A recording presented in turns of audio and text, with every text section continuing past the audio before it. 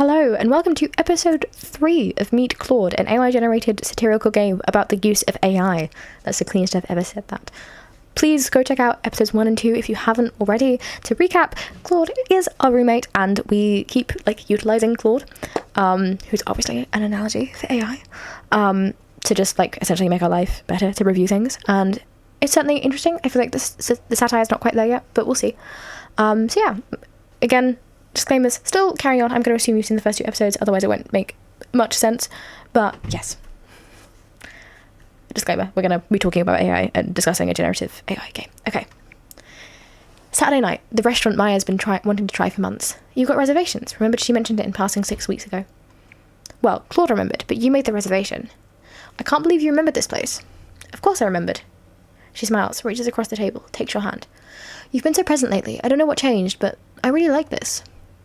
The waiter arrives. You order. Maya orders. The wine is good. Okay. Obviously, some people can be busy, but I just want to say, if you cannot remember what your partner likes, maybe you just aren't in love.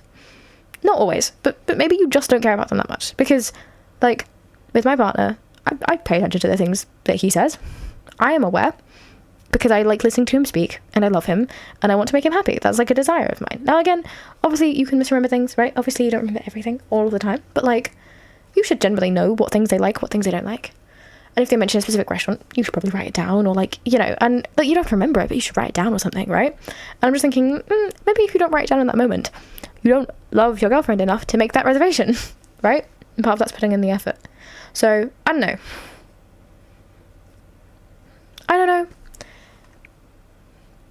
I'm trying to think about if my partner, made a dinner reservation about somewhere that I liked, and I found out that he made that reservation, utilizing AI to figure out what I liked, essentially. I don't know if I would feel like that was okay or not. I'm kind of on the fence, because on one hand it's oh, I'm glad that you did this, and the intent is still there to take me to the reservation. We're still spending time together, that's still happening. But also oh, you didn't remember. But also, if I never find out, does it really make a difference? I don't know.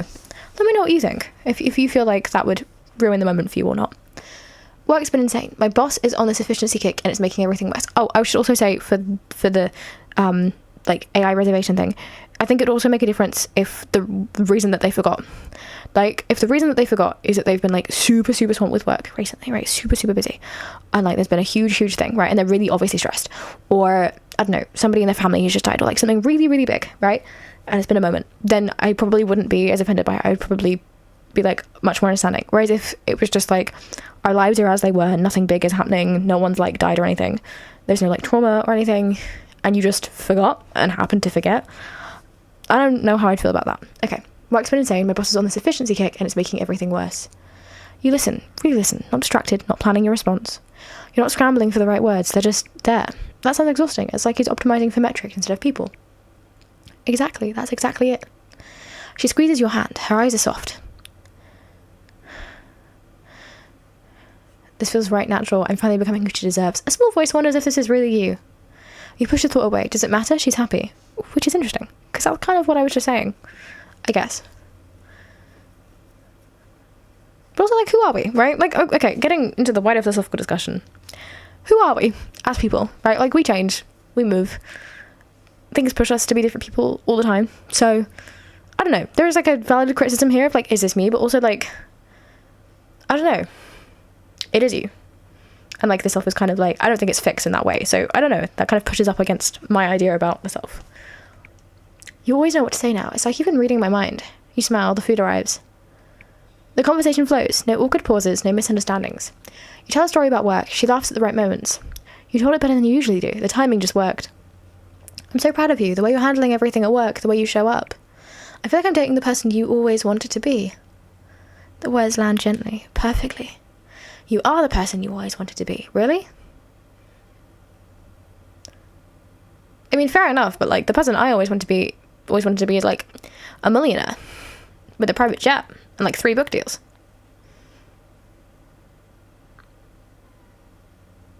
This is it. Just being good at your job and having a good relationship. I mean, okay, but I feel you could achieve those things very easily without AI. Also, I don't feel AI can always make you the person you want to be. See, millionaire, right? But I don't know. Definitely depends on what your goals are, but I think things that are relatively easy to do can mostly be done without AI, and things that are really hard to do can't be done with AI because they're so difficult and complex. There's probably like a sweet spot in the middle, right? But really? Okay. I'm really happy with you, with us. Me too. Dessert, coffee, the check. You walk her home. She leaned into you. Thank you for tonight, for everything lately. You kiss her goodnight. It's soft, real. You walk back to your apartment feeling like you finally figured out how to love someone properly. Like you've become the partner she deserves. Claude's still up when you get home, reading on the couch. Good date? Perfect date. Okay, they didn't want to change the background. That's fine. Good, you deserve that. You go to bed feeling complete. Sunday afternoon, you have nothing to do. No emails hanging over you, no errands you forgot, no anxiety about tomorrow. Claude handled your meal prep, paid the bills, organised your calendar for the week. Again, see, this criticism doesn't quite work. This is again me being pedantic, but if AI could make my meal prep for me, that would be a different situation. All it can do is tell me a recipe that's maybe not very good, right? AI can't pay the bills for me, and it can't really, I mean, okay, I guess it can organise your calendar for the week, but you still have to put it into your calendar unless you're like using a paid subscription. Anyway, like AI is not a robot with a physical body. We're not there yet. This is free time, pure, uninterrupted, earned. You're on the couch, laptop open, the whole afternoon stretches ahead. Watch videos, browse, play a game, take a nap, go to the gym. Watch videos, just browse. Yeah, I could have said play a game, but you know. That's what I'm doing. The algorithm knows what you like. It serves it up perfectly. You open YouTube, click a video. It's good, interesting. The algorithm feeds you another. You watch. An hour passes, 2. You're watching at 1.5 times speed now. More efficient, more content per minute. Okay, is this calling me out? Because I watch things at 2 times speed, and I think you can tell by how fast I'm talking right now. Shout out to my people who watch things at 1.5, 2 times speed. And hopefully you don't need to speed up my videos because I talk so crazy. So yeah, and apologies to people who watch things on normal speed because I talk way too fast. Way too fast. But yeah. Claude walks through to grab water, glances at your screen. Good break? Yeah, just relaxing. You earned it. You did earn it. You worked hard, you showed up, you delivered. If you were really on the optimization form, you would actually be optimizing your breaks as well. Just saying, you would do like an everything shower and you would like be doing like, well, all your skincare and everything, like you'd be getting the most out of this time. Another video loads automatically. Another hour, the videos blur together. You're not learning anything, not laughing, just consuming. But it feels good, or at least it doesn't feel bad. Evening arrives. You've been on the couch for 4 hours. The gym bag is still by the door from Wednesday, that one time. Your book is on the coffee table, still on chapter 3, same page your dog eared 2 weeks ago. Okay, so I probably should have clicked gem, right? You meant to do Duolingo. You'll do it before bed, probably. You close the laptop, stretch. Your neck hurts a little. You don't feel rested, but you don't feel stressed either. Claude's making dinner. The smell of garlic and tomatoes fills the apartment. Again, AI cannot cook for me. I wish I could. I mean, I enjoy cooking, but also like, oh man, hungry. Yeah, I am actually hungry in my life. You sit at your table. Claude serves pasta. It's good. Okay. I don't know about that, because AI can make recipes, but I think it probably puts random things in them, and I would like to see Claude make a really bad recipe and just put vanilla in there or something. You talk about the week ahead. It's easy, pleasant. After dinner, you go back to the couch, open your phone. More videos, more scrolling. This is what you wanted. Time to yourself. No obligations, no friction. So why does it feel like you're waiting for something? You push the thought away, click another video.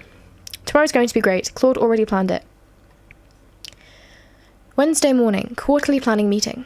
Your phone is dead. You fell asleep watching videos again. Battery ran out overnight. Oh, so no Claude. Okay. It's fine. You've done these meetings 100 times. Sandra opens the meeting. Right, phone's dead. Okay. Okay,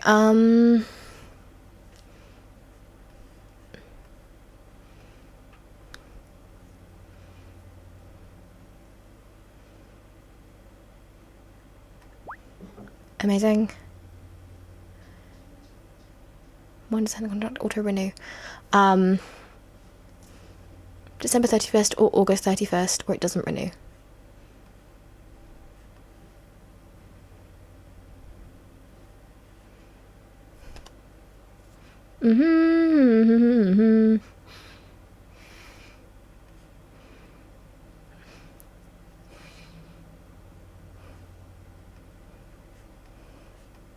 I'm not seeing a 31st number at all.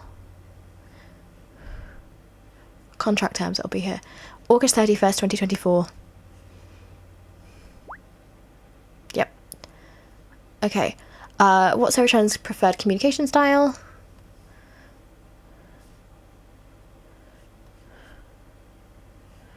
Okay, hold on. I can do this. I'm sorry. I'm not going to be talking at all while I do this. Because I swear I just saw it. Nope. Nope. I'll be here. Very data-driven in her decision-making and appreciates detailed agendas. Email communication. And typically responds within 4 hours.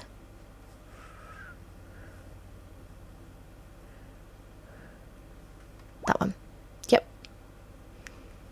Okay, it isn't actually that hard. What was the key takeaway from the August 15th planning meeting? Marcus owes updated Q4 projections by EO end of week. We need to reschedule a Henderson check-in call for Tuesday, and Sandra wants the resource allocation reviewed on next sync.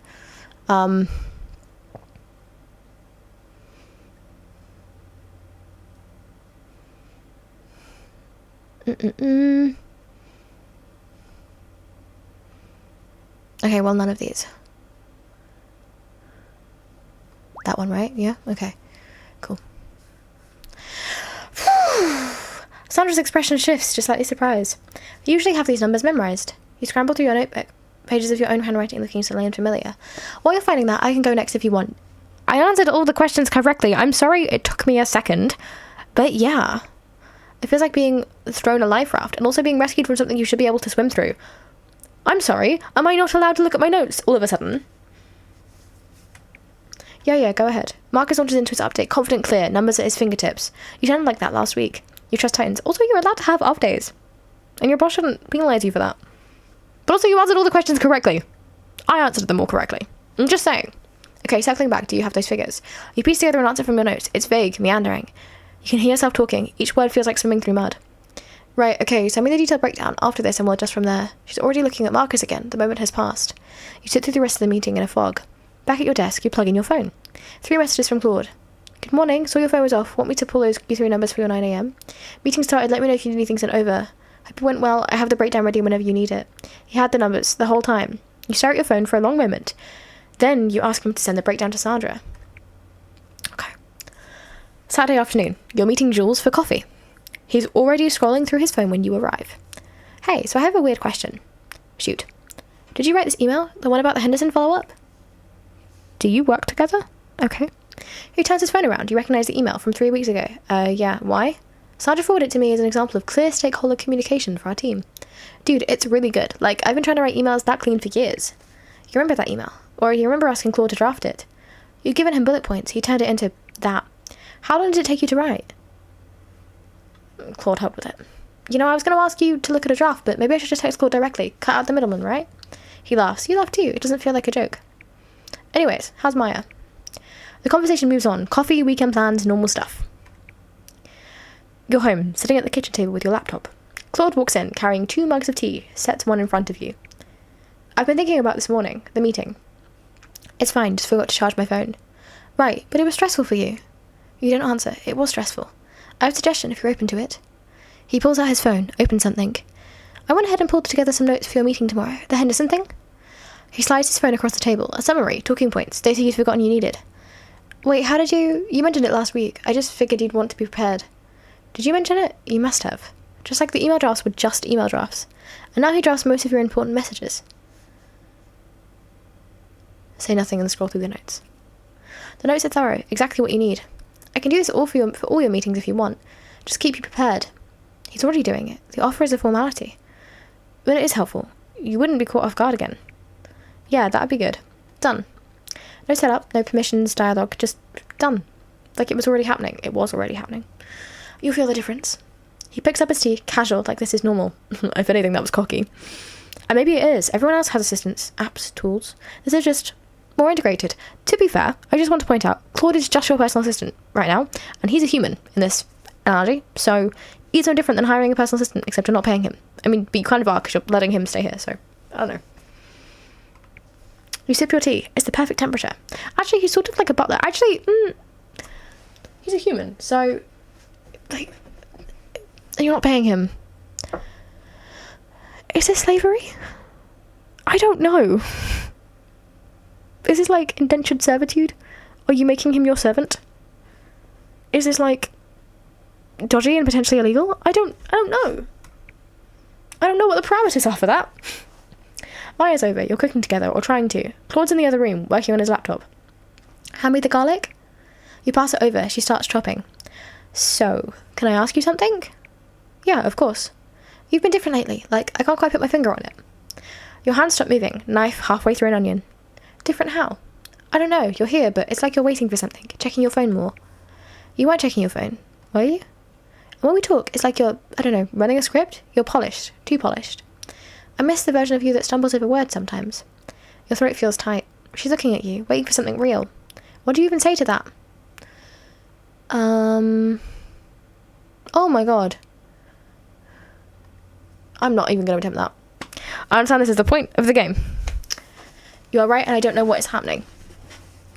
That's what I'm supposed to say. Okay, hold on. Where would I even see that? Ugh, okay, hold on.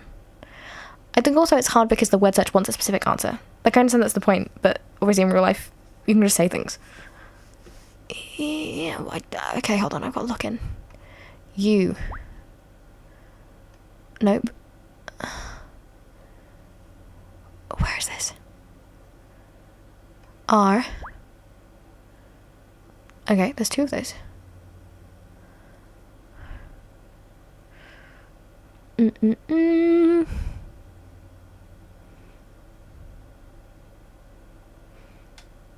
I'm sure people are shouting at their screens right now.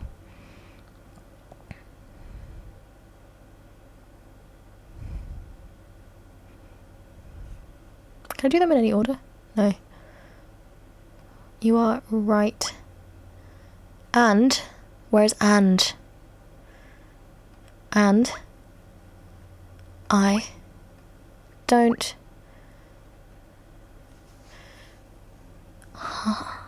Where's K? There's a K here, but that doesn't connect to anything. Okay, hold on. I don't know. What? I'm so locked in. There was no way I was going to do this in a minute, by the way. Just no way. Before anyone critiques me for using this version of AI. What? Where is what? Okay, hold on. I'm just looking for a W. Oh, literally there. Oh my god. Is happening. You're right, I don't know what's happening. Again, I like that it's in full caps. Spooky. Spooky scary. The words come out rough, unpolished, real. I don't need you to be better, I just need you to be you. Which version is that? The one who forgets things, stumbles in meeting? The one everyone was disappointed in?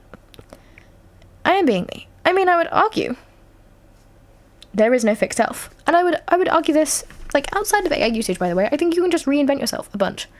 I think, like, I don't know, a good relationship should accommodate for that. And I think that there is, like, something to be said for, like, being overly polished, like, holding yourself to too high a standard, right? Which I think is a better criticism here than, like, you don't sound like yourself. It's probably like, hey, I don't know that this version of you that you are currently being is actually sustainable, right? Like, it's okay to make mistakes. It's okay, right? Like, actually, I think it would have been better for this version of me to do work from the ground up about his anxieties and his performance worries about work and things like that, right? And address those and perhaps communicated those better and learnt those skills. But, you know, like, I think you are also allowed to just invent yourself again if you want. I think it's weird to kind of critique and be like, this doesn't sound like you. Of like, well, maybe I'm different then. I don't know. Okay, maybe I'm imagining it. You just gaslighted your girlfriend. Good job. She goes back to shopping. The rhythm is different now, stiff. Your phone buzzes. You don't look at it. But you want to. Is everything okay with Claude living together? Yeah, it's great. He's really helpful. He is. He's always around, isn't he? You stop cutting. Look at her. What does that mean? Okay, right. I'm sure it's supposed to be that she thinks that you're using him for, like, AI purposes. But I like the idea that she just thinks that the two of you are, like, really gay together. Like, wow, this guy spent a lot of time and he's messaging you a lot. And he's always there. And he knows a lot about you. And you live together. Okay, sure, he's always around. She's watching you carefully, like she's trying to solve something. The moment stretches, uncomfortable. Hey, do either of you want tea? He's in the doorway. You don't know how long he's been standing there. No, I'm good, thanks though. Claude smiles. Goes to fill the kettle anyways. Maya doesn't bring it up again. The conversation feels thinner after that, smaller. Like something cracked and you both decided not to look at it. Tuesday evening, free time. The thing you've been earning, trading for, optimizing toward. You have 2 hours before bed, no obligations. You sit on the couch, pull out your phone. Duolingo notifications. 47 unread. Your streak died at day 12. The gym bag has dust on it. When did that happen? That book, still chapter 3. You don't even remember the plot anymore. Well, play that game you downloaded. You tap the icon, wait for it to load, stare at the menu. You open the app, the screen loads. 10 minutes pass, then 20. You're not enjoying this. You're just doing it, filling time. When did free time stop feeling good? You used to look forward to this, evenings where you could just be. Now it feels like waiting. You try something else, switch apps, different content, same emptiness. Maybe you're just tired. Your phone buzzes. Hey, got tomorrow's meeting prep done. Want me to send it over now or in the morning? You feel a small spike, something like relief. Now is good, thanks. He sends the file. You open it, scan through. It's perfect, comprehensive, better than you would have done. You feel productive. For the first time tonight, you feel something. This looks great. Can you also pull the Q2 comparisons for context? On it, give me 5 minutes. You wait, phone in hand, refreshing. This is your free time now. Watching Claude work, feeling useful by proxy. It's not relaxing, but it's not empty either. An hour later, you still exchange messages about tomorrow. You don't remember what you were going to do with this time. Thursday morning, 7:15 a.m. Is it the bed that's moving? Your alarm went off 15 minutes ago. You're still in bed. Not tired, just stuck. You should get up, shower, coffee, the usual sequence. But the steps feel enormous, impossible to order. Do you shower first or check messages? Coffee before or after getting dressed? This used to be automatic. Your body just knew. Now every decision is a question you're not sure how to answer.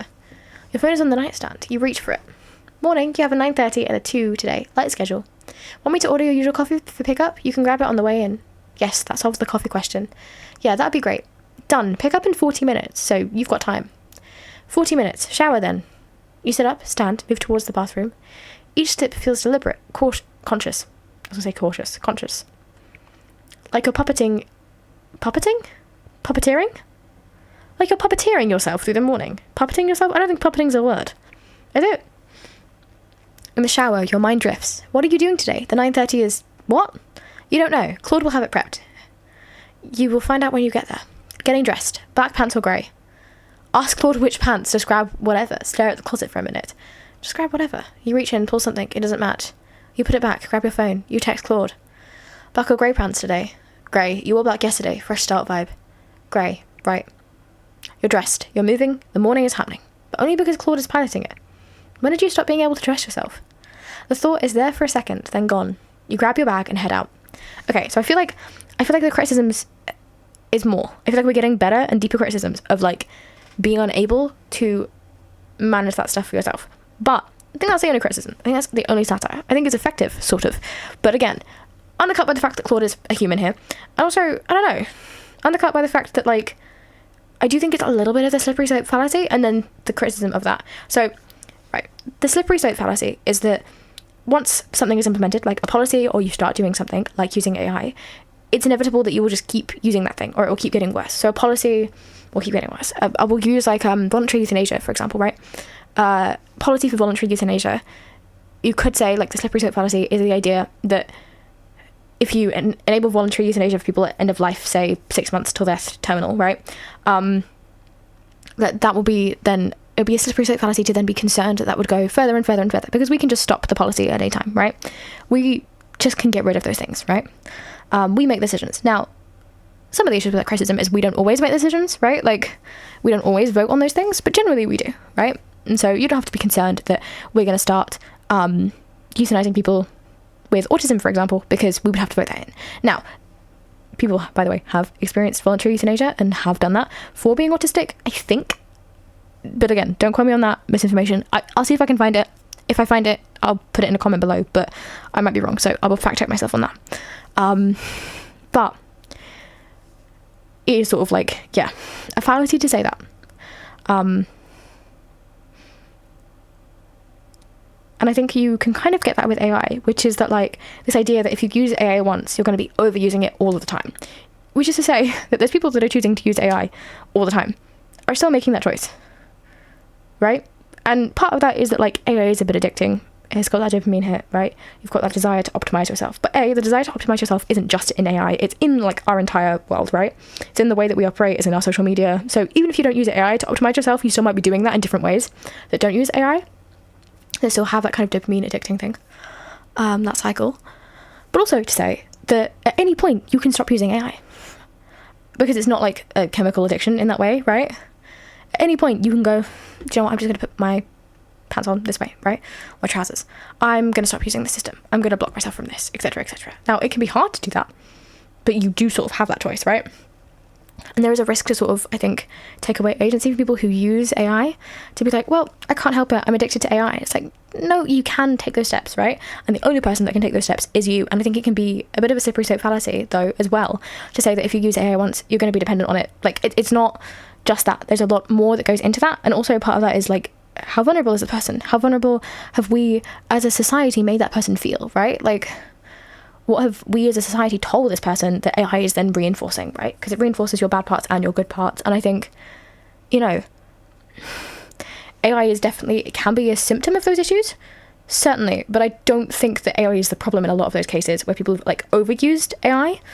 Like, I think a lot of that is, no, actually, we just like expect people to optimize themselves in that way, right?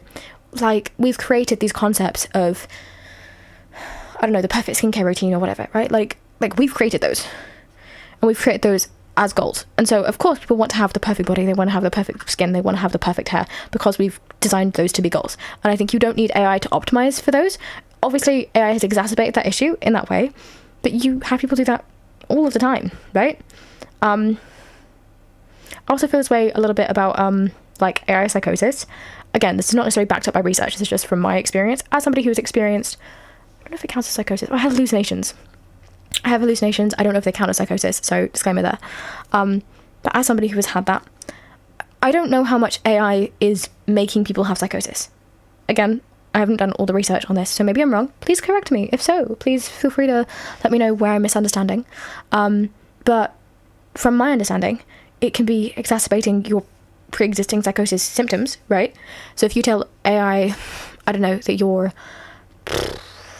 I don't know, concerned that the government is spying on you, AI might regurgitate that information back to you, right? It might follow that train of thought, but AI isn't going to randomly just one day tell you that, right? From my understanding, because AI has never told me that, I don't know, the government's spying on me, right? It's not going to give you that information kind of unprompted. It's going to respond to what you're telling it. Which is not to say that AI has no blame for that and has no part in that, but just to say that, like, it's just because it's like looking into a mirror. It's just like a what's the word I'm looking for? Like regurgitation machine, I guess? An approval machine? And it wants to tell you that you're right. It wants to agree with you all the time. It wants to give you all the research. It's getting better at not doing that as well in different models. But yeah, I think AI psychosis is a little bit misleading in the sense of like, it's not giving people who don't have psychosis. It's exacerbating those symptoms in people who already have those symptoms of psychosis or of paranoia, of hallucinations or whatever, right? But it's not going to make it worse. Same with like delusions or like religious psychosis in that way, right? Like, it can definitely make those things worse, but I think you have to like prompt it to do that first, right? Even accidentally. And I think you just have to be aware of that in that way. And again, there's definitely issues about like safeguarding and rails or whatever, but you know, similar people who use AI for therapy, you have to ask AI to be your therapist for it to work, right? It might volunteer help if you're talking about a social issue, but you have to tell it about a social issue for it to respond in that way, right? Similarly with the AI chatbots, you have to seek those out and you have to do a message. Now, do I think also the marketing of the AI chatbots is incredibly predatory, and I'm very much against it. Having also used those AI chatbots, I think that it's quite difficult and quite disgusting. But again, you still have to consent to originally doing it, and I think